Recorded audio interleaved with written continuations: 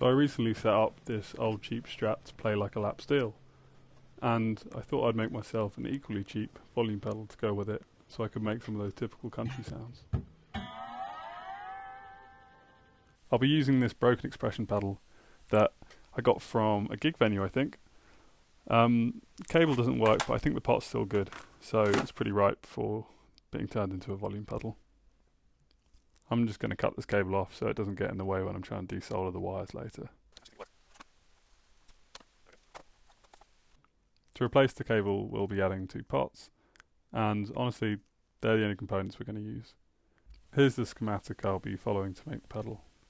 In the middle we've got a variable resistor, and essentially when that's on the far left, it lets all the sound through because the input and the output are directly connected, and when it's on the far right, the input goes straight to ground, and no sound comes out. I'm going to go ahead and prepare the case to drill the holes for my jack ports. I'm just cutting off some of the interior flanges and marking out the points so that they'll be relatively even.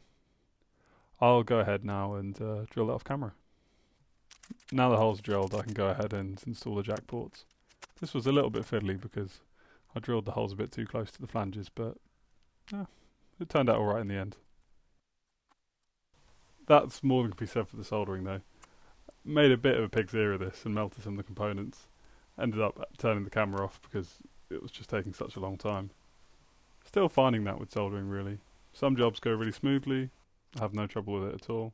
Others, it's a bit more of a faff, and you know, once there's lots of solder on there, it only gets more complicated. But there you go, that's the finished job. Only thing left to do now is to screw the back on and try it out. I can't easily demonstrate this to you with my foot on the floor, but you know, I'll use my hand here and you can see that it works quite well.